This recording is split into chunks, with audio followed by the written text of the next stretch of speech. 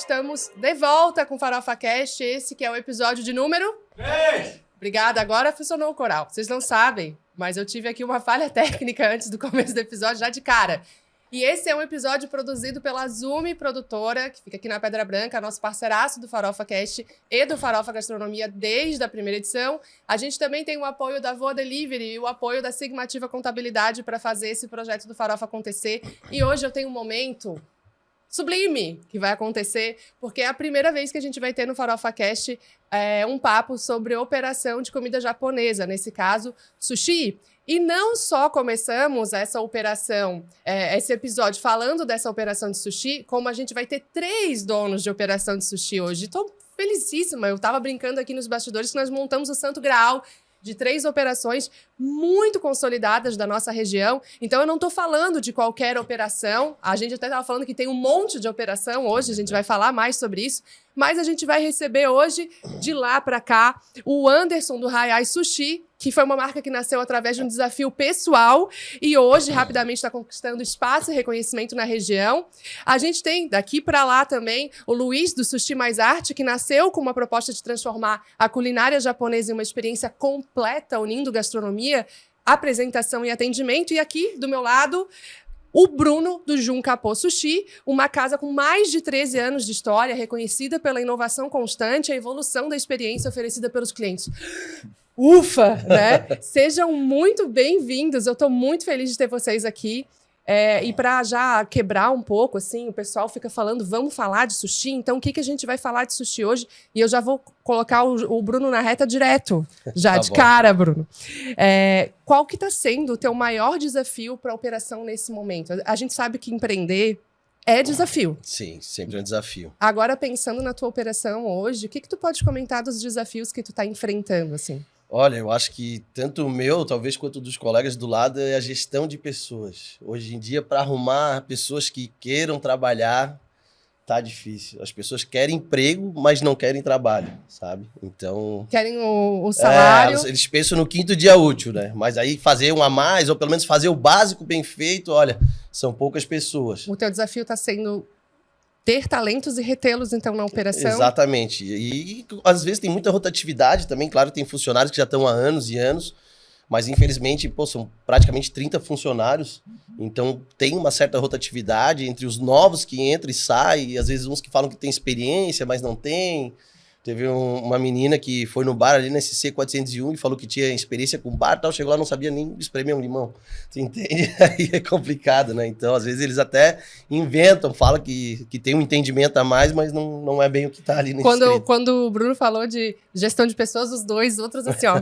Sim, mas é isso mesmo, então, Luiz, e vai... quando não ocorre o leilão, né? Que o cara te fala assim, não, ó, a outra casa ali me ofereceu R$500 a mais, então eu tô indo para ali, pô, daí todo aquele trabalho que tu fez de desenvolvimento de cardápio, de tudo, ele vai levar de mão beijada ali, porque aquilo ali é uma escola, a gente leva para São Paulo, a gente paga curso, e do dia para noite o cara, por causa de R$500, às vezes R$1.000, ele sai dali, como também acontece com a gente, né? Às vezes até menos, né? Às vezes a gente também pega funcionário de outros lugares, eu já troquei funcionário com o Bruno, a gente já, né, com o próprio Nipô, com o Noma.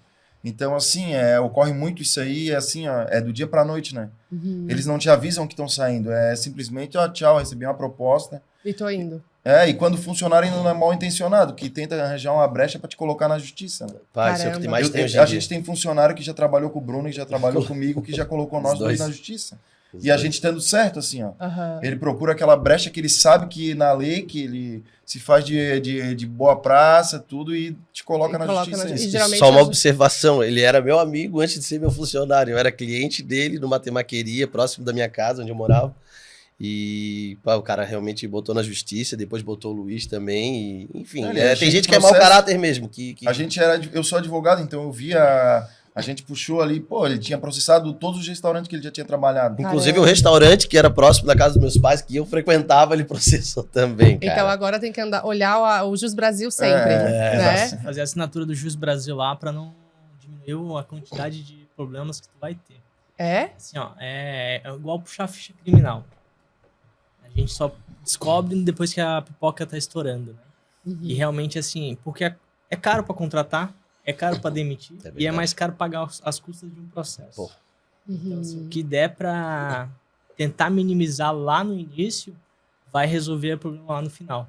E tu vê esse como também o teu principal desafio desse momento, Anderson? O meu principal desafio nesse momento é mais estruturar os processos, né? A automatização dos sistemas, mas assim, eu vejo como a gestão de pessoas um problema de toda a gastronomia, de toda a região, porque assim, a gente tem vaga de trabalho. Tem. Em todos os lugares. Só que a gente não consegue preencher as vagas qualificadas. Então, muitas pessoas que mentem a qualificação. Exato. E as pessoas também não querem aprender mais a se desenvolver, elas não aceitam, tô trabalhando no Sushi Mais Arte, é assim que a casa funciona. Tô trabalhando no Hayai, é assim que o Hayai funciona. O Jun é assim que funciona. A gente troca colaborador entre si. Já vem com vícios, né? E não querem mudar, né? É complicado. E aí, nesse aspecto, né? Eu vou dizer para vocês, é difícil o dono de operação que senta aqui comigo e não fala que eu desafio pessoas. Claro, às vezes naquela semana o pepino é outro, né? Pepino tem todo dia, né? Japonês, inclusive. Oh, meu Deus do céu, cara. É uma fábrica de pepino, mas vende sushi. Bom é que dá pra vender Sunomono, né? Sunomono de rodo. Tá fazendo todo dia. Meu Deus. Mas aí a pergunta é assim, vocês estão conseguindo adotar boas práticas para tentar minimizar isso, para tentar resolver isso? Porque eu percebo que é um problema comum. E que se a gente dizer, tá ruim para todo mundo, acabou, né? Não tem o que fazer. Então, vocês estão procurando, sei lá, recrutar melhor, fazer um contrato mais amarrado, ou fazer um treinamento, ou botar uma implantação de cultura interna. Tem alguma prática, assim, que está dando sucesso, que está dando boa? A gente ali tenta fazer um plano de carreira, né? A gente sempre está tentando, assim, rever a questão de salários e tal. Eu converso muito com o Bruno a respeito disso aí também, né? Ele sempre me pergunta, quanto que tá a média do teu chefe aí, quanto que tá... Então, a gente também, para não dar aquele up, para dar a diferença no mercado... Não fazer uma coisa muito fora da realidade, né? Uhum. E tu veio tu é sushi man, né? Eu comecei a trabalhar com sushi com 14 anos. Caramba! Então, na verdade, foi uma oportunidade, assim, que caiu no meu colo, na verdade. Assim, eu não tinha intenção nenhuma de trabalhar, eu levei um amigo para fazer uma entrevista de emprego e eu acabei ficando junto com ele, né? Mas, assim, eu tive, mês passado, um evento em São Paulo com o Marcelo Marani, e ele tem um grupo de donos de restaurantes, né? E o presidente da Brasel estava lá, não lembro o nome dele, ele foi a mais de 800 donos de restaurante, né? Perguntaram para ele, como é que a gente consegue lidar a questão de gestão de pessoas? E ele respondeu assim, né? Ele tem entendimento de toda a situação do Brasil. O Brasil inteiro está com problema de gestão de pessoas. Mas é melhor ter problema de gestão de pessoas, porque significa que você está precisando contratar mais pessoas, do que ter falta de pessoas para gerir. Uhum. Então, se o mercado está te proporcionando essa dificuldade na gestão ainda de pessoas, é porque o negócio ainda está andando. Sim. Quando o teu problema for outro, deixar de ser as pessoas para gerir, é porque tu não está tendo vendas. E é um mercado difícil, eu acho, talvez, eu não sei, vocês me situem, porque vocês que vivem a operação de comida japonesa todos os dias, mas acredito que é um processo que na cozinha é muito difícil de automatizar. Muito difícil. Né? Vai comprar uma máquina para ralar, para picar, alguma coisa assim, mas no duro não é igual uma esteira que tu bota pizza e no outro lado sai a pizza pronta, assada. Não que o desafio da pizzaria também não seja, Sim. Mas acredito que no nicho de vocês é muito mão na massa, né? Muito manual. Literalmente. É só tu comparar uma massa de pizza ali, quanto tempo dura, e o sashimi, o peixe ali, depois de limpo, quanto tempo que eu posso usar ele, né? Uhum. Então é sempre o desafio, né? E o sushi, ele já vem daquela cultura milenar lá do Japão, aquele negócio todo que é o sushi man, que tá ali botando a mão no peixe, que é o frescor, é o cara que acorda todo dia lá, 4, 5 horas da manhã para ir lá no mercado público pegar o peixe mais fresco. Claro que a gente tem fornecedores, mas em São Paulo tu vê muito isso aí. Na CEAGESP lá, eu até vi o Jun Sakamoto falando esses dias aí no Instagram ali dele, que ele acorda 2, 3 horas da manhã para pegar o peixe mais fresco lá. Ele tava dando exemplo ainda do Pargo, né? A gente ainda é bem abençoado que a gente tem o litoral aqui na nossa porta aqui, então a gente tem muito fornecedor. As principais empresas de pescado estão ali em Itajaí, Navegantes. Mas lá em São Paulo, a cultura deles, que tem muito sushi bom lá em São Paulo, assim, a gente se baseia muito lá, Sim, né? É verdade. E tu vê que eles acordam 4, 5 horas da manhã, 3, às vezes, para ir no mercado procurar o peixe fresco. A gente ainda tem a sorte de bater na nossa porta aqui, né? Eu já fui pessoalmente uma vez lá e acho que cheguei umas 3, 4 horas da manhã e tava explodindo de gente, cara. Loucura. Tá? Meio dormindo ainda e o pessoal tudo a milhão lá já. Isso era até uma pergunta que eu tinha curiosidade pessoal, assim, porque vocês trabalham com um produto que tem que ser fresco e que tem que ser entregue fresco na mesa. É diferente quando tu vai passar por uma manipulação e o produto vai chegar diferente, né? É desafiador mesmo, como se propõe? Pô, é muito desafiador. Além de tudo, tem muito desperdício também, né? Depende muito do sushi man que vai fazer a limpeza do peixe, né? Tem gente que acaba limpando de qualquer forma, não consegue utilizar bem o salmão. Então, querendo ou não, desde o começo do processo, a limpeza já é um fator fundamental, assim, para que a gente consiga aproveitar da melhor forma o peixe, né? O Anderson, que inclusive era sushi man, enfim, né? Acho que agora não atua mais como sushi man, é uma pessoa que pode falar até melhor sobre isso. É exatamente isso, sabe? Assim, eu comecei a trabalhar com sushi, aprendi a vir do zero, literalmente, e é um desenvolvimento, né? É você pegar a pessoa, começar a interagir com ela, explicar os processos de como fazer a limpeza. Gente, CMV é isso aqui. Fundamental. As pessoas não sabem o que é CMV. E você conseguir fazer com que o teu colaborador entenda que o teu CMV tem que estar abaixo de, sei lá, de 30%.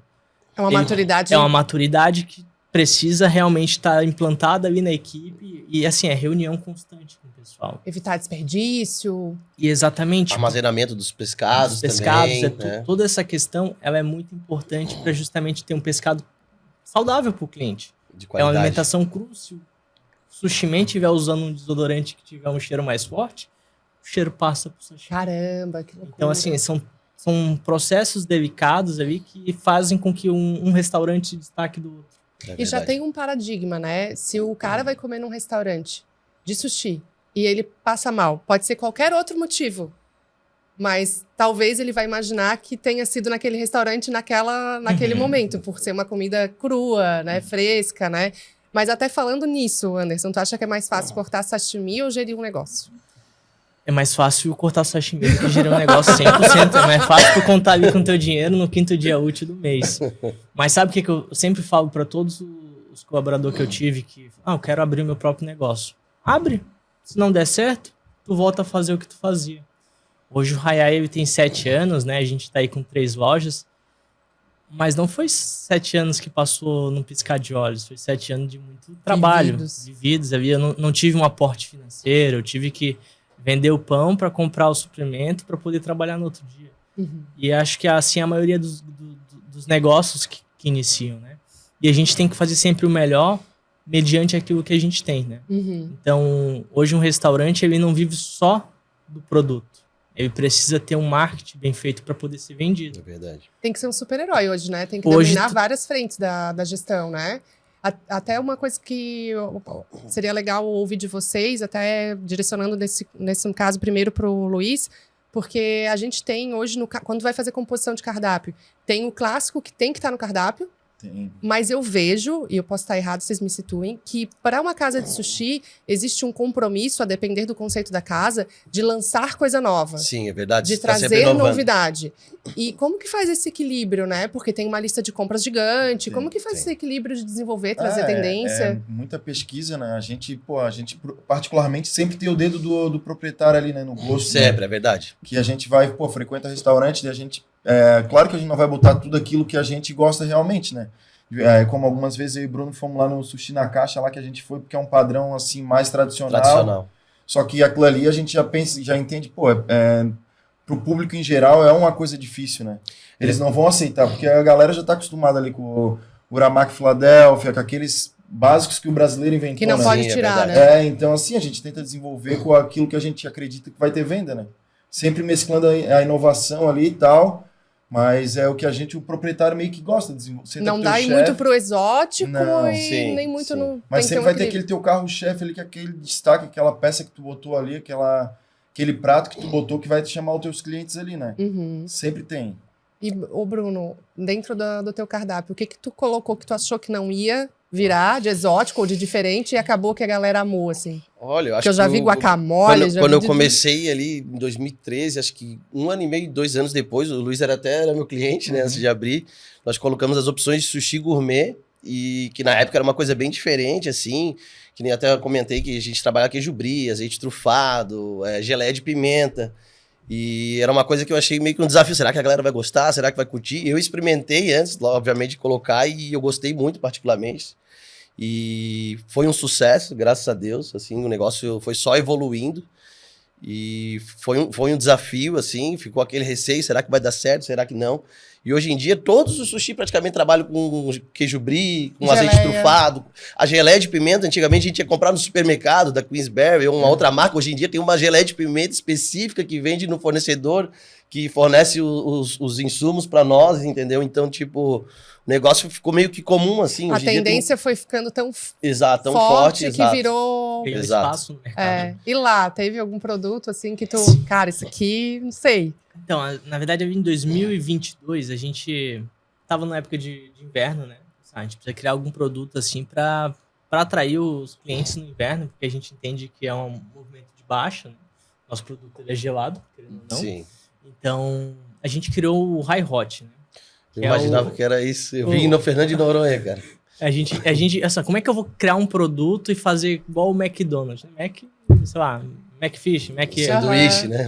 Então, assim, a gente pensou assim, vamos criar um High Hot, vamos usar o nome do restaurante, Hai, e aplicar ali no produto, né? Então, a gente criou hoje e foi algo que bombou tanto, mas muito, muito, muito, que hoje os restaurantes, a maioria dos restaurantes tem, e eles não podem usar o nome que a gente criou. Então, eles usam como Big Hot. Tá. Que é aquele hot grande com recheio de salmão por dentro. Sim. Tá. Então, assim, a gente fez com que tivesse uma referência no mercado. Então, por muito tempo, dominou, assim, as vendas. E eu criei aquilo mais com a intenção de ser um marketing do que algo para venda. Uhum. E realmente, assim, explodiu de venda. Para chamar o cliente de volta, Renz. E por conta daquele produto, a gente teve que criar outros sushis, assim, no nosso nicho. Esse que eu acho que tu tá falando, que é o sanduba, né? Que é o sushi em formato de... Não, mas eu falei realmente que Fernando de Noronha tem um que é no mesmo esquema também, que é um hot, né? Acho que só tem cream cheese dentro. Aí tu corta ele e coloca o recheio, né? Isso Meu mesmo. Deus, deve ser terrível. Horrível. É horrível. É horrível. Eu até tava pensando em colocar, agora eu vou colocar com certeza. Não, pode colocar que vai vender. Mas eu vi pela primeira vez Fernando de Noronha. Inclusive eu experimentei e me surpreendeu muito bom. Eles colocam camarão também, tem outros recheios, né? Aí pode colocar abacate, manga... Eu vi foi num post além da proteína, ontem, né? um post ontem da Pequenas Empresas Grandes Negócios falando desse sushi, desse bloco único, né? Não sei como é que a gente chama isso, esse rolinho comprido, único, como se fosse um lanche, assim. Como um se rolo fosse... de uramaki frito, né? Do Hot Philadelphia, como né? uma grande tendência. Porém, o recheio agora, ele vai refrigerado ali, né? Claro que acaba esquentando um pouquinho ali no... Faz justamente esse contraste do quente com frio. Com frio. Claro, lógico. E aí ele dá ele ativa ali o paladar, ali, o umami, que é... igual tipo sorvete frito, que também é uma parada oriental, vai o tarezinho, a cebolinha e tal. E eu vou entrar num assunto que não é que ele é polêmico, mas ele é meio novo para nós, porque uma coisa que vocês já devem ter debatido internamente ou com outros donos de operação, é a mudança de comportamento do nosso consumidor atualmente, né? Que foi, dos últimos 2 anos, principalmente com a entrada da caneta, uma coisa, assim, louca, né? Até no último episódio que a gente teve com a hamburgueria, também rolou esse assunto do tipo, cara, tá impactando a forma como o cliente consome produto. Então, eu queria saber de vocês, se vocês estão percebendo esse impacto, aí eu posso até já direcionar direto pro Luiz, assim, esse impacto da caneta emagrecedora, de uma galera que quer se alimentar mais proteína, mais saudável e menos porção menor também, e se vocês estão buscando alternativas para se adaptar a essa mudança de comportamento. Não, a gente tem percebido bastante, né? A gente trabalha também com poke junto ali, né? E a gente tem notado que a galera, antes que, todo mundo queria só o festival, e hoje a gente vende muito à la carte. A gente vende muito prato só tipo carpaccio, suzukuri, essas coisas assim, eu tenho visto mesmo. E o próprio poder aquisitivo do consumidor, acho que pelo endividamento dessas bets, dessa coisa também tem afetado assim, o nosso movimento. Boa lembrança. Né? A gente percebeu, né? A gente consegue meio que fazer uma promoção aqui, tapar meio que o furo ali, mas em compensação, a mesma data do ano passado, a gente vendeu um pouco menos assim, esse ano. Eu percebo o mercado um pouco cuidadoso, retraído, né? Até outras operações que tenho conversado também. mas também muito motivado por essa mudança de comportamento, que tem ligação também com o financeiro, mas também com a forma de se alimentar. Vocês também, Bruno, tu tá percebendo isso na tua operação? Sim, tenho percebido. Eu acho que o pessoal quer comer mais saudável, né? Hoje em dia, procura mais a proteína, como o Luiz falou. E normalmente tá comendo menos, às vezes acaba optando, ao invés do festival, o à la carte, né? Então a gente tem percebido, estamos pensando em algumas outras formas, né? De outros pratos, né? Que não sejam em grandes quantidades, que tem às vezes um valor menor, que talvez possa fazer de terça a quinta, que são os dias de menos movimento em coqueiros, e de segunda a quarta na SC, né? Então a gente tá pensando e analisando sobre porque, beleza, circula menos dinheiro, mas a gente tem que trazer esse dinheiro para casa, né? Com certeza. Tu também? Tu tá sentindo isso, Anderson? Sim, mas sabe o que eu notei assim de diferença? É que o público do sushi ele vai ter uma tendência de crescer, porque a gente tá numa área que já é fit. Proteína, sashimi. Então, essa questão, assim, ela tende a fazer com que a gente aumente o lucro do restaurante. Porque se o cliente compra no teu à la carte, tu vai ter mais lucro do que ele comprando no teu buffet, no teu rodízio. Então, a ideia é, de fato, a gente conseguir implementar produtos mais saudáveis, né? Trazer, isso aqui é fit, cara. Talvez um arroz sem açúcar. Sim, enfim. E, de fato, assim, o que eu percebi muito é que a gente começou a vender os produtos mais prêmios do cardápio.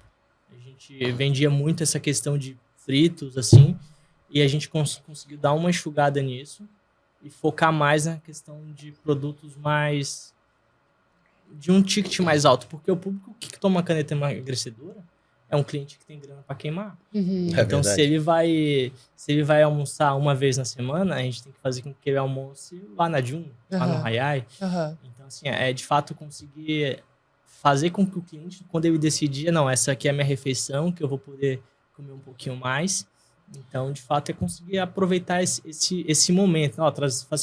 Se você comer sushi, você não vai passar mal. Então, a gente tem um tráfego de uma influenciadora que fez um vídeo lá pra gente. Ela tava tomando a caneta emagrecedora e ela fez um vídeo. E a gente botou aquilo pra rodar no tráfego. E eu não entendo como que o vídeo trouxe tanto resultado, que é um vídeo, assim, meio brincadeira, assim, tal. Informal. Descontraído. Porque, hoje é dia de aplicar a caneta. E aí, e ela comendo sushi. Então, tipo assim, aquilo traz a visão de que, o sushi é leve, não vai quebrar a minha dieta, não vai fazer com que o meu dinheiro que está sendo investido ali nesse tratamento, que ele vai ser jogado fora. Por exemplo, não que seja mal falar, mas hambúrguer, pizza, querendo ou não, as pessoas elas têm uma visão de que aquilo é prejudicial à saúde. Ou mais pesado, né? Exato. Mais pesado. Uma comida que... É a comida que dá quentinho, né? Que abraça. Sim. Eu tô pra ver o sushi que vai fazer sem lactose, tá? Porque esse é a minha limitação de saúde pessoal. E eu amo o Philadelphia, eu amo. Mas aí acabo evitando justamente por conta da restrição da lactose. E vejo que muitos outros não estão querendo comer lactose pelo simples fato que incha, que isso, que aquilo, né? E aí até falando essa questão do sushi, uma das coisas que eu percebo também que é bastante importante dentro do nicho de vocês é a apresentação. Assim... Tu vai comparar a dificuldade de apresentação de alguém que tem uma empresa de hot dog com uma empresa que trabalha com sushi, eu não tô desmerecendo, gente, o hot dog, mas ele vai numa embalagem fechada, ele é montado, e é até difícil fazer fotos esteticamente bonitas de hot dog justamente pelo tipo do produto. É muito padrão, muito simples, comoditizado, assim, né? Agora, quando tu fala de sushi, a parada é outra, porque não só tem que ficar bonito pra propaganda, mas bonito no servir também. Né? Como que tem sido para vocês esse desafio de entregar essa mesma experiência estética, às vezes, no delivery? Eu até queria falar sobre isso, o Luiz acho que vai lembrar. É uma coisa que mudou muito também dos anos para cá. Ele realmente pode falar. Antigamente, quando eu abri o Jun Temaqueria, era Jun Temaqueria, hoje em dia Jun Capo Sushi, a gente utilizava muitas barcas e vinha praticamente um carro alegórico de carnaval cheio de enfeite, de coisa disso, daquilo. Tinha um japonês lá que trabalhava muito bem, o Rico, que não trabalha mais com sushi. O Marcelo, que está morando nos Estados Unidos, também trabalhava muito bem. E eles faziam uns barcos, assim, que era surreal, assim, muito enfeitado, muito elaborado. Hoje em dia, eu vejo, assim, que o menos é mais, né?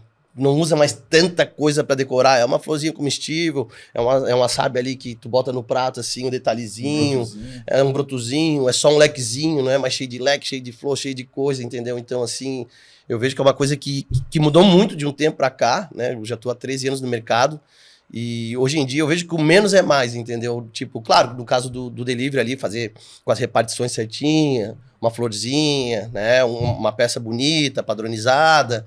Mas hoje em dia não é que nem antigamente que enchia de coisa, era tudo enfeitado, tudo... E acabava levando mais tempo para montar também. Exato, e muito mais tempo, é muito mais trabalhoso e gasta muito mais insumo, né? Uhum. Coisas que vai fora, porque são só alegorias, sim, né? Exato. Sempre tem que levar o percurso do motoboy, né? Porque às vezes o cara tá ali, é meio que acelerado e o produto não chega da mesma forma que ele foi montado, ainda tem né? esse detalhe. Aconteceu isso com a gente ontem, antes de ontem. O cliente mandou uma foto ali, olha só como é que chegou o meu pedido. A gente teve que fazer o nosso gerente sair da nossa loja para ele pessoalmente levar o prato pro cara. Daí o cara até elogiou nas redes sociais, obrigado e tal. Mas a princípio foi 2 pratos que a gente teve que fazer para ele pelo preço de um, né? E é importante... Fora a logística, tudo ainda. Tem que sair o teu gerente da tua loja para ir lá, para levar pessoalmente corrigir na casa do cliente para corrigir um erro, que às vezes é 2 minutos que o motoboy quer que chegar mais rápido. Aí ele resolveu empinar na sinaleira. Passar na lombada, não esqueceu o freio. E para vocês que tem... O delivery de vocês é muito forte, né? De fato, assim, ó, o que o Bruno falou, né? O menos é mais, é algo que eu entendi na questão do aspecto de embalagem. Não adiantava eu querer mandar um leque. O leque ele já se solta ali no prato, saindo da mesa, da bancada do sushi man e chegar na mesa do cliente, o leque já se abriu. Como é que eu vou fazer um leque, sair do restaurante, o motoboy botar na bag e chegar na casa do cliente? Então a gente tentou simplificar as questões de decorações, assim, fazer uma coisa básica, mas fazer uma coisa que harmonie, né? Então, assim, as montagens dos combos, dos combinados, eles são de uma forma que encaixa e meio que trava uma peça a outra. Pra ele chegar bem justinho. Isso, porque assim, não adianta eu fazer um sushi bom, gostoso, bonito, e ele chegar na casa do cliente bagunçado. O crisp tá lá no outro lado da caixa. Então, assim... O molho já misturou um com o outro. Então, assim, quanto mais você conseguir dividir separar esses fatores, eu acho que é muito interessante, porque o cliente ele quer ter uma experiência do restaurante na casa. Uhum. E às vezes um molho que escorreu do hot ali para o sashimi, ele vai fazer com que tu perca o cliente, talvez por um mês, por um ano. E ficou chateado. E às vezes o que tu fez ontem salvou o teu cliente. É verdade. Porque a pior coisa que tem é o cliente apresentar um problema e a gente não conseguir solucionar um problema. Claro que tem os oportunistas da vida, né? Ah, tem, é verdade. Sempre tem. Mas a gente precisa conseguir identificar. O gerente foi lá porque é um cliente que ele já sabe que é recorrente. Tem que saber filtrar também o que é falado, né? Uhum. E basicamente a gente vive da rede social. É verdade. Hoje o que a rede social ela tem um alcance muito longe. Então um cara vai ali e faz um post marcando o teu restaurante ali, tem não sei quantos seguidores, mas não sei quantas pessoas que vão ver aquela reclamação diferente de muitos anos atrás, que não tinha esse engajamento do Instagram ali, né? E que o poder do consumidor não era tão grande nesse aspecto de impactar tanta gente, né? É verdade. Porque vai falar pra família, pros amigos, é uma coisa. Agora, botou na rede social, vira um muro do desabafo, né? É verdade. Vira um apocalipse ali, né? E aí, pra fazer a correção dessa gestão de crise, é perigoso, né? E até falando dessa questão de embalagem de delivery, porque vocês podem ser mais simples na apresentação, mas caprichar na embalagem. E uma coisa que pessoalmente eu tive experiência, que não é que não foi ruim, tá? Mas eu com um olhar de marqueteira, eu fico pensando, quando a gente tem um delivery e o cara não conhece a tua casa, a única interação do cliente com a tua marca é na embalagem. Sim. Né? É uma preocupação para vocês também ter uma embalagem top, carregar a marca, porque eu pedi sushi que, assim, ó, olhando a embalagem, não sei de quem era. E é uma marca boa, só que não se preocupou em botar a marca na embalagem. Eu acho que é fundamental tu ter a tua marca na embalagem, né? Chegar na casa do cliente, ele saber o sushi que ele tá comendo, né? Até porque vai ter a fotinho, né? Exato, vai ter a fotinha, ele vai divulgar. Mas eu não coloco, eu coloco uma logo, na logo da Jun ali, faço uma caixa bonita, assim, pretinha e tal, não faço cheio de coisa, uma coisa básica e bem feita, assim, sabe? E pra vocês? Eu acho que assim, ó, a embalagem, ela precisa ser personalizada. Acho que quanto mais você personalizar, não que precisa ser algo grandioso, alegórico, assim, mas precisa ter tua marca. Precisa ter pelo menos tua logo. Porque, de fato, é isso. O único contato que eu tenho com o meu cliente é o motoboy. Então, o motoboy muitas vezes é um motoboy que é do iFood, que não é um motoboy da loja. Então, a embalagem, a sacola, a caixa, o hashi, se for possível.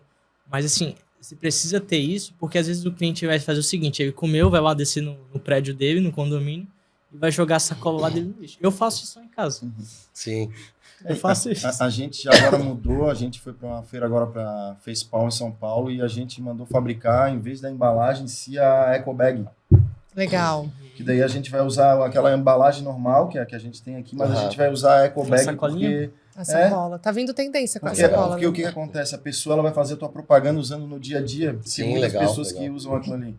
Então a gente viu que era a tendência, até a gente viu a embalagem lá, era do Kosushi, o restaurante lá de São Paulo, a gente viu que tinha muita gente fazendo aquilo ali, a gente entrou em contato e pediu para... E aplicou. Até porque, assim, isso é uma das estratégias para a gente também fidelizar o cliente com a tua marca, ao invés dele olhar um cardápio de um marketplace como o iFood, como um monte de sushi comoditizado, onde eu vou pegar o mais barato, né? Ele conseguir identificar qual que é aquela marca que ele está se conectando, né? E aí até tem uma pergunta aqui que eu deixei separada justamente para perguntar sobre isso. Como é que vocês estão fazendo para fidelizar esse cliente? Existe uma estratégia clara, assim, de fidelização? Seja de, eu estou buscando cashback, eu quero ficar forte na rede social para ter um relacionamento com o cliente no bolso dele. Um de vocês, assim, consegue me explicar alguma estratégia que está fazendo para a fidelização dessa galera? Então, hoje eu tenho a gente tem um sistema, né, de acompanhar o desenvolvimento do cliente. O cliente faz o pedido e ele recebe no outro dia uma mensagem no WhatsApp automatizada de como foi o pedido dele. Ele consegue, automaticamente, ele ganha um cupom já para fazer um próximo pedido, né? Então é aquela questão. Eu automatizei isso para fazer um melhor relatório para o cliente. Então eu entendo com o consumo do cliente que ele gosta de temaki. Então automaticamente, quando ele fizer 5 pedidos, ele vai ganhar um temaki. Ele nem sabe disso. Legal. Mas o sistema vai disparar para o próximo pedido você vai ganhar um temaki. Então, acho que fidelizar o cliente é algo que é simples a gente fazer. A gente só precisa entender que se o cliente voltar, no caso deles, vai voltar com outra pessoa para comer junto. Então, essa questão de retornar para o restaurante com a fidelidade é muito interessante. O cashback ele é o que mais traz retorno.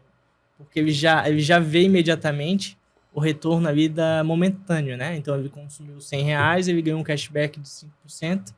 Então, ele tem R$5 de desconto para o próximo pedido dele. Então, o cashback ele é algo bem interessante para isso. Mas também a questão dos pontos, né? E aí se o sistema que a gente utiliza, ele permite fazer trabalhar essa gamificação. Modelos de negócio diferentes, né? Como é que está sendo para ti, Bruno? Eu tenho uma máquina de cashback no salão mesmo, ali no restaurante, que é do iFood. Querendo ou não, ele tem uma validade, acho, de 30 dias, até para não ficar muito tempo ali, para ter uma recorrência, né? Eu tenho um aplicativo próprio do delivery também, onde o primeiro pedido, se eu não me engano, agora está em 10%. A gente já chegou a colocar 15% de desconto, justamente para tentar tirar os clientes do iFood e colocar no aplicativo próprio, que esse é um grande desafio, né? Para melhorar a tua margem. Exato. Né? Tem muita gente que pede pelo iFood e, às vezes, pode ter vários outros benefícios. Ele quer pedir pelo iFood e a comodidade dele, né? Exato. Não está muito preocupado com desconto ou, enfim, com qualquer outro benefício. E no próprio sistema, no aplicativo próprio ali, a gente também, depois de um X gasto ali, de um valor X que gasta, não me recordo agora, ganha um combinado também. E às vezes a gente também coloca, cada R$150 ganha um Hot Philadelphia. Enfim, a gente está sempre tentando colocar coisas novas assim para manter a fidelização dos clientes. Em termos de estratégia de promo, né? De promover venda. Vocês também, Luiz, tem? Não, a gente trabalha só com cardápio com preço diferenciado entre o nosso próprio site e o iFood. Tá. Mas assim, de recorrência, não. A gente foca mais em meio que parceria com atletas, assim, né? Legal. Pra tentar focar na galera jovem. Ontem, até no nosso restaurante, estava o Alex Ribeiro, que era um ex-top do surf profissional, né? Sim, sim. Tava lá o Gui de Brasília, que hoje é o melhor atleta de futebol. Inclusive, a gente tem bastante gente vindo do futebol. Trabalha lá. Com influência. Então a gente tá trabalhando bastante com isso, assim, do esporte, né? E naturalmente, algo que a gente falou no início do episódio, vocês também, uma estratégia de fidelização é a inovação no cardápio, né? Sim. Porque quando tu inova, o cara volta para experimentar o que veio de novo, né? E vocês têm uma frequência dessa inovação? Ela vai vindo conforme tem lançamento desse cardápio? A gente é geralmente uma vez por ano. Sempre no inverno, né? porque no inverno a gente precisa dar uma modificada ali no cardápio, até por conta da baixa do movimento, né? Uhum. A gente tem uma das lojas que é lá no Córrego Grande, ela é até bem grande a loja, e lá a gente pega bastante público no verão, porque é aquela galera que tá vindo e voltando da praia. Também. Então, bastante pessoas, até pessoas que de fora do Brasil, que passam ali, olham ali. Legal, tal, hein? né? Só que no inverno a gente cai. Então, assim, a gente sempre... Sazonalidade normal, né? As pessoas acabam optando por pratos quentes, né? Pizzaria, sopa, hambúrguer. Fundir, né? Então a gente sempre dá um lance do cardápio ali, a gente no inverno. Vocês têm também algum padrão de lançamento ou é conforme tem a inovação? Eu não tenho padrão. Eu não tenho um padrão exato, assim, mas 1, 2 vezes no ano eu lanço alguma novidade, assim, sabe? Agora, inclusive, vai ter 2 pratos quentes que eu vou lançar tanto no Alacarte quanto no festival, que eu já experimentei, tá maravilhoso. Então mas eu não vou contar agora, vou deixar pra depois divulgar e enfim. Talvez quando o episódio entre já lançou também. Pode ser, né? Tu também tem essa frequência, não? De calendário? Ela cuida sempre assim da questão dos calendários, né? Das datas comemorativas de cada mês, cada dia tem Tem, um Dia dos Namorados, diferente. Copa, Dia dos Pais. Então, ela sempre tá atenta, ela é minha esposa, minha sócia também, ela sempre tá atenta a esses lançamentos, né? Então, toda essa questão, ela que cuida, assim, ela que lança. Então, quanto mais você conseguir lançar todo mês alguma coisa, por mais que seja algo que vai ficar ali uma semana, vai fazer com que o cliente ele compre por uma semana. Cliente que já comprou esse mês, por exemplo. Sim. Então, se a gente consegue criar algo recorrente, mesmo que seja de curto prazo, só tenho 10 unidades para te vender. Então, cria uma necessidade de urgência para o cliente. Né? Pelo que tu falou, então, vocês trabalham bem forte esse calendário comercial, né? Isso, sim. Como uma estratégia mesmo. Vocês também acabam trabalhando ações? Por exemplo, a gente estava brincando do Dia dos Namorados, né? Vocês trabalham Dia das Mães, ações? Sim. Às vezes coloca alguma promoção, uma coisa nesse sentido. Bonificação em drinks também. Também. Garrafa de... Mas Dia dos Namorados é um dia que bomba por si próprio. Precisa, então é um dia que eu não coloco promoção nenhuma. Eu faço uma decoração bacana no restaurante, entendeu? Tem gente que pergunta, vai ter promoção nesse dia e tal. Mas, pô, é o dia que bomba, é o dia que a gente tem que ganhar dinheiro, entendeu? Tem vários outros dias do ano aí que é mais fraco, então, querendo ou não. Um dia antes, um dia depois, sempre, né? Mas agora o dia seguinte vai ser o primeiro jogo do Brasil da Copa. A gente vai botar um telão, a gente alugou um retroprojetor lá na unidade do Córrego, no Cobrasol, a gente já tá botando televisão, porque a gente sabe que a concorrência com o Brasil vai ser bem difícil. Vai ser. E é bem, essa Copa foi justamente no horário que o sushi sempre Sim, exatamente. É verdade, vai ser tudo à noite. É a primeira fase. Vai ser muito bom, né? Pro delivery vai ser bom. Eu espero que sim. Uma coisa que a gente vai fazer pra Copa, né, que a gente fez na Independência do Brasil, a gente tem ali uma promoção que o cliente pedindo R$160, ele ganha um brinde de 10 hotes. Então, já que a gente tem isso fixo no cardápio, por que não a gente fazer verde e amarelo? Então a gente tingiu ali o arroz do sushi. Legal. Que loucura. Corantezinho ali de verde, 5 pecinhas vai verde, 5 pecinhas vai amarelo. Pra entrar no clima. Pra entrar no clima. Porque assim, é difícil a gente conseguir concorrer com os restaurantes que são bar. Porque de fato os caras têm telão, tem toda a tecnologia que é legal que tu tá fazendo isso aí, vai te ajudar muito. Mas, por exemplo, pra mim eu tenho que fazer o cliente, em vez de comer churrasco, querer comer sushi no prato do jogo. Sim. O que é difícil pra um sábado à noite, início do mês, que o cara tem grana pra fazer um churrasco em casa, né? Então, de fato, a gente conseguir tentar dar um motivo a mais pro cliente consumir ali do nosso. Eu penso assim que a concorrência ela é boa, né, quando a gente consegue conversar com o concorrente. A gente trata um concorrente com outro, por exemplo, a gente tá aqui conversando, vou alugar um telão, eu vou fazer isso, começa a surgir ideias. Sim, é verdade. É sempre porque, bom essa troca. Se os 3 pegarem separados, o que acontece muito no sushi, sim. cada um por si. E não, os fornecedores trabalham em conjunto. Sim, é verdade. Um sabe o preço do outro. Não, essa semana eu vou vender mais caro, semana que vem tu vende mais barato. E assim vai embora. Se a gente conseguisse dialogar, vou fazer tal campanha assim porque deu certo ano passado. A gente consegue junto vender mais. Trocar mais e fortalecer esse nicho, né? Sabe que semana passada eu também fui na FISPAL. E fiquei em São Paulo, fui num sushi no sábado lá. E imaginem, era um conceito de casa de festival. Fui no Alacarte. E a casa, quando eu entrei, eu tomei um susto. Porque era para ser uma casa mais refinada, assim. E tava bandeirola para todo lado, por conta da Copa. E eu fiquei, cara, o que será que tá tendo de ação por conta da Copa aqui? E não era nada. Era só a bandeirola. Eu fiquei assim, cara, a estratégia deles de Copa é a bandeirola? Tendo tanta oportunidade de fazer alguma coisa como simplesmente tingir o sushi de verde? Ou, sushi enlouqueceu com o Brasil, né? O Brasil deu possibilidades imensas de ingredientes, né? De fazer uma fusão, de fazer um cardápio especial brasileiro ou com outros times que estão na Copa. E aí eu queria saber de vocês isso, assim, se vocês percebem essas datas comerciais como potencial e utilizam isso na operação também, o Anderson já deixou claro que sim, ou se vocês acabam trabalhando a experiência na casa sem interferir no cardápio, vocês mexem? Olha, depende da data, a gente mexe. Acho que são oportunidades, né, que aparecem e a gente tem que saber aproveitar da melhor forma possível. A gente também, a gente mexe, às vezes, no cardápio, assim, para fazer aquele prato. No Dia das Mães, a gente elaborou 2 pratos quentes, até a nossa chefe era a Maria, né? A Maria que criou lá, ela é uma chefe bem conceituada, ela estava junto lá com a gente, lá ela criou uns pratos quentes. Não teve muita saída, até porque o cliente não conhecia e também é uma dificuldade de ele trocar o que ele já conhece pelo novo ali na hora. É verdade. Né? O Bruno sabe assim, né? Às vezes o cara já vai com a intenção, mas a gente sempre tenta botar alguma coisa diferencial ali. Sim. Principalmente assim, vamos dar um drink de cortesia pro Dia das Mães, agora na Copa vamos dar uma rodada de cerveja para quem, se o Brasil ganhar, o cada gol do Brasil, a gente sempre tenta mexer ali. Eu imagino também que vocês, como donos de operação, vocês visitem outras operações, até vocês falaram que visitam, né?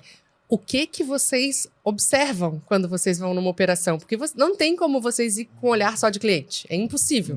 Então, o que vocês estão observando? Vou começar aqui pelo Bruno. Quando tu vai num sushi que não necessariamente é concorrente, né? Porque vai em outra cidade, mas o que tu tá de olho, assim? Tudo. Apresentação, atendimento, sushi bar, banheiro, tudo. Eu acabo indo com um olhar mais clínico, assim, realmente, pra... Nem curte? Não, a gente acaba curtindo também, com certeza, né? Aproveita, degusta, mas eu tenho um olhar bem clínico, assim. E o que o pessoal tá errando? Olha, hoje em dia acredito que a questão de atendimento é difícil ter bons garçons, uma pessoa descontraída que sabe atender, sabe? Às vezes tem aquela pessoa, aquele cliente que gosta de conversar mais, tem aquele cliente que não gosta de falar muito, às vezes o garçom é muito comunicativo e quer ficar falando, insistindo, e meio, sabe, chega a ser chato. Já tem aquele outro cliente que às vezes é um pouco mais carente, não tem muita atenção em casa, quer conversar mais. Então tem que saber ter esse feeling também, né? E tu, o que tu observa, além de tudo?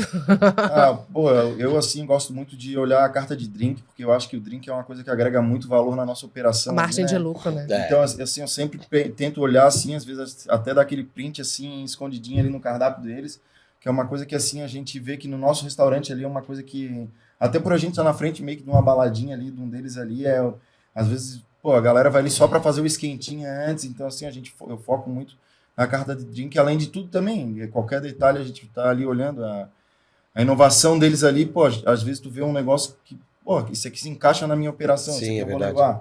Né? Então, e o atendimento também é primordial, né? O atendimento assim, quando eu vou para São Paulo, eu vejo que eles estão muito na frente na questão do atendimento, assim, né? Porque aqui em Florianópolis, o que eu vejo é que a galera tem, os garçons, principalmente na nossa operação ali, eles têm aquilo ali como segundo emprego, para complementação de renda. Não como carreira. E lá em São Paulo já é diferente, lá o cara é o garçom profissional, então assim, eu tento sempre dar eles como exemplo. Sim. Né, nos restaurantes que eu vou lá. Eu fui num restaurante agora lá que era gourmet, alguma assim que era e eu cheguei e fiquei impressionado.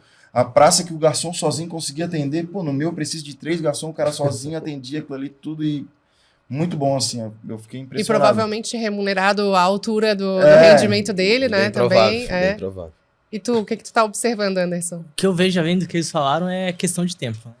Quanto tempo que a comida leva para chegar na minha mesa, se às vezes se eu tô pedindo um pedido que é no iFood, mas o que eu sempre observo é quanto tempo ele leva para fazer fazer a montagem, seja a qualidade também, mas assim, eu levo muito isso, porque eu tenho muito para mim que hoje a gente não dá para dar desculpa pro cliente que o pedido vai levar 40 minutos para chegar. Então, assim, o Hayai, o nome dele é rápido, né? Então, o cliente, ele tem de 10, ele só faz o pedido quando ele tá com fome. Ele já tá com fome ele quando já ele tá pede, com né? Ele fala assim, tô com fome, não quero fazer comida. Vou pedir alguma coisa. Então, assim, o que eu vejo muito é a questão de tempo. Tempo que o sushi man leva para fazer a preparação do sushi, a montagem que ele faz, se a montagem ela fica legal, assim, mas o que eu levo muito, assim, para mim é o tempo. E hoje, o que mais tem na praça de alimentação, assim, é os garçons que tiram pedido, né? É verdade. Eles não vendem, eles tiram o pedido. Exatamente. Então eles esquecem de oferecer um refrigerante, uma água. Que vai aumentar o ticket ali um pouquinho, né? Às vezes tá terminando a água, aceita mais uma água. Isso. Pô, Serve tem uma excelente resto, opção, retira, pede um né? combinado, pô, tem excelentes opções de entrada também, tem uma entrada aqui que sai muito, que os clientes gostam vinho, bastante. Né? Um Aquele vinho, que um entende drink. Sabe harmonizar o vinho com Exato, aquele... exato. Eu fui num restaurante lá em São Paulo, Guilhomo, né? E ele é um caso assim bem conceituado de sushi, bem tradicional. Eu não bebo nada alcoólico, eu tava com água com gás. Ele disse, tu não quer que eu te apresente a nossa carta de drink sem álcool? Eu disse, não preciso, só água mesmo. E aí ele via água, copinho aqui pra metade, já servia. Então ele me vendeu umas 5 águas. Ele não te vendeu o drink, mas a água te vendeu. Água ele deu um jeito. Ele deu um jeito. Então, assim, acho isso muito legal, porque de fato, assim, eles estão...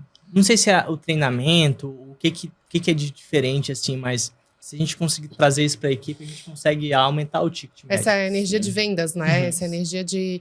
Como tu falou no começo, pô, o cara não sabe o que é um CMV muitas vezes. E pro garçom, às vezes, ele acha que a obrigação dele é fazer só uma transação, né? Tu me diz o que eu quero, eu vou trazer para ti. Mas tem outras coisas envolvidas nesse bem servir, né? E eu imagino, botando o crachá nesse caso de consumidor, eu gosto que o garçom me venda. Eu não quero só que ele tire o pedido. Então eu não acho que o atendimento é tão bom quando ele não me ofereceu outras coisas. Então não é só uma questão de, cara, tem que vender porque a casa tem que faturar. Não, o cliente ele quer ser atendido, de fato, né? Tem uma carta de drink, tem uma carta de Saber vinho. qual que é o carro-chefe, qual que é o prato principal. Tem muito garçom que não sabe nem que tá ali com a gente ali muito tempo e não sabe nem quais são os tipos de peixe. O cara vai falar qual que é o peixe branco. Ele tem que ir lá, pô, e é uma coisa que eles deveriam, né? Simples, já tem que saber todo início. E ele não sabe, cara. Às vezes fala, esquece. Não treinamento sabe, tem que ser uma constante, né? Treinamento. Uma coisa que acontece, às vezes o cliente, qual que é o teu preferido? Eu falo uma dessa, eu sou essa. E o garçom nunca provou. Então, assim, eu falo por mim. Às vezes eu comecei a trabalhar com sushi e eu não comia sushi. Não fazia nem ideia do que era sushi. Eu fui comer o meu primeiro sushi 6 meses que eu tava fazendo sushi. Então, assim, eu entendo que às vezes a gente tá na correria do dia a dia, a gente quer talvez economizar. Pô, não vou deixar o cara provar todo o meu cardápio aqui. Mas se a gente faz com que o garçom, que é de fato quem tá ali vendendo, se ele conhece o cardápio, pô, esse aqui é gostoso, vou indicar esse. Então, assim, a gente precisa fazer esse trabalho. Ali, prova esse daqui que esse aqui você vai gostar. Então, de fato, ele é a pessoa que está ali o contato. Como o meu motoboy tem contato com o cliente, quem tem contato com o cliente no restaurante é o garçom. Então, é esse que tem que ser focado. Esse cara ali tem que receber todo o treinamento possível. Teve uma vez, gente, que eu fui num restaurante de sushi e eu fiz essa perguntinha. Qual que é o bom aqui que todo mundo pede? Ele assim, não sei, mas tá, então qual que tu gosta? Eu não como sushi, Me deu um susto. Eu fiquei... Como que o cara trabalha numa casa de sushi? Pode até não comer sushi, mas não pode falar. Mente, sushi, né? Mente. Inventa. Eu amo esse combo que é o mais caro. Mas tem que saber os que tem mais saída, né? Os melhores para vender de lucro, né? Exato. Aquele que tem a maior margem. A sugestão, assim, né? Hoje a sugestão do dia. Exato. Eu já vi casas, assim, que eu frequento até aqui em Florianópolis, assim, que às vezes aquele peixe tá meio que pra... Bluefin, que é um peixe muito caro, né? Hoje E tem que sair. Daí reunião no começo da noite ali, hoje nós vamos oferecer para todo mundo ali. Já faz um valor promocional, alguma coisa desse Exatamente, sentido também, hoje nós estamos com esse prato aqui e tal, e isso aí eu já vi. E até, inclusive, funcionários meus que trabalham em 2 casas ao mesmo tempo, falam, hoje lá eles empurraram todo o Bluefin que tinha lá para todo mundo. Mas não é que seja a qualidade, é porque aquilo ali tá precisando sair mesmo. E o garçom que vende, né, como a gente tá falando. Faz parte da estratégia. É igual qualquer outra empresa que tem um estoque imobilizado, precisa movimentar a grana, quando tem perecibilidade ainda mais importante, eu acho que é uma dica muito boa, na verdade, fazer essa reunião de inicial ali, dizer, agora, hoje tem que vender o combo X, porque tem que sair. E às vezes, gente, falta isso. Eu percebo, eu atendo algumas empresas de alimentação, muitas vezes uma operação ela tá ancorada na promoção, e o garçom ele tá acostumado a oferecer a promoção. Mas não necessariamente o cliente está comprando porque é o mais barato, mas porque foi oferecido. Às vezes é um cliente que tem potencial e tu já chega oferecendo mais barato. Exato. E isso às vezes é um grande erro, né? tem que saber identificar o teu cliente, né? Às vezes uma conversa, uma pergunta, 2 perguntas, já vai ter uma ideia ali do que ele gosta, o que ele quer, o que ele tá pensando em comer. Às vezes também, se é um garçom que já é mais estratégico, sabe até influenciar, mudar a opinião do cliente, entendeu? Tem com a isso. forma que vai apresentar, com a forma que vai falar. Então, tudo isso é uma série de fatores, né? que influenciam muito na... A gente piscou e eu tô olhando o relógio porque o nosso tempo já tá acabando, acabou, né? E para sair um pouco de sushi e falar de farofa, eu queria, desde já, eu falo publicamente, eles estão todos convocados para estar no Farofa com a gente dia 20 de agosto. Mas eu sempre faço uma pergunta para todo mundo que passa por aqui, que é perguntar qual é a farofa da sua vida. Porque que brasileiro come farofa? Eu sei que come farofa, vocês não vão dizer que não só come sushi, né? Mas qual que é a receita de farofa da vida? É a da mãe, é a que tu faz, é a que comeu no restaurante X? Bruno, qual é a farofa, a receita top que tu gosta? Tu diz relacionada ao sushi? Não, farofa, comida. Pra mim é o sushi. É mesmo? Eu sempre fui fanático por sushi, sempre fui um degustador. Antes de abrir o meu restaurante, já frequentava vários restaurantes de sushi. Tu não come farofa? Como farofa também. E qual que é a farofa boa? Farofa boa é que a minha mulher faz. Aprendeu com um dos meus melhores amigos. E vai o que nessa farofa? Vai bacon, vai cebola verde, um pouquinho de óleo. É bem boa, bem temperada. Boa, farofa da esposa. Dia dos Namorados, marcou um bolão agora. Que aprendeu com um dos meus melhores amigos. Mas ela faz muito bem feito, aprendeu bem. E o Luiz? O meu era da minha falecida mãe. A farofa dela, até agora até me lembrei o gosto ali agora, né? Era com ovinho, assim, com bacon também. Um feijãozinho tropeiro. Pô, botou moral aqui no feijão tropeiro. E tu, Anderson? O meu é também a farofa que a Aline faz, né? Ela é basicamente... Minha esposa, né? Então, é uma farofa bem típica, assim, de alemã, assim, mais que essa consistência. Ela vai bacon, vai óleo ali, vai farinha de rosca. Eu gosto quando vai farinha de rosca. Então, é bem temperada, assim, bem gostosa mesmo. Acompanha com acompanhamento ali, combina com qualquer coisa. Gente, eu agradeço muito a presença de vocês. Coordenar a agenda de tanta gente não é fácil. A gente deu um jeitinho de ter os 3 aqui. Queria agradecer de verdade, assim, a presença de vocês. O tempo do empresário hoje é um tempo caro, se divide em jornadas, né? A operação está aberta à noite, de dia está fazendo outras funções. Então, queria agradecer de verdade. Para mim, é um episódio marcante, porque realmente eu queria, já faz bastante tempo, ter operação de sushi no episódio, e ter 3 numa só, parece assim que eu estou no céu. Então, queria desejar sucesso para vocês. E se vocês quiserem dar um recado para a Aline, para a esposa, que é a farofa preferida, para a equipe de vocês, ou simplesmente agradecer, eu vou deixar o microfone para a gente encerrar. E vocês estão convocados para estar comigo no Farofa no dia 20 de agosto, tá? Primeiramente, queria agradecer a oportunidade de estar aqui junto contigo e agradecer os colegas aqui que estão do lado também. Dia dos Namorados, estamos preparados, então estamos esperando vocês. E no mais é isso. Obrigado. Show, valeu, Bruno. Eu também queria agradecer o convite, agradecer o meu amigo aqui, o Anderson aqui, e o Bruno aqui, que me convidou, né, através do dia ali, né, foi um prazer aqui debater e aprender também, né, e muito obrigado, só isso que eu tenho. Imagina, tamo junto. Também queria agradecer o convite, foi muito especial estar na mesa assim tão pesada aqui, que eu tenho como referência, né, e realmente muito obrigado. E Dia dos Namorados como um sushi. Excelente. Gente, com certeza. Até o próximo, é isso aí. Valeu, obrigado. Valeu.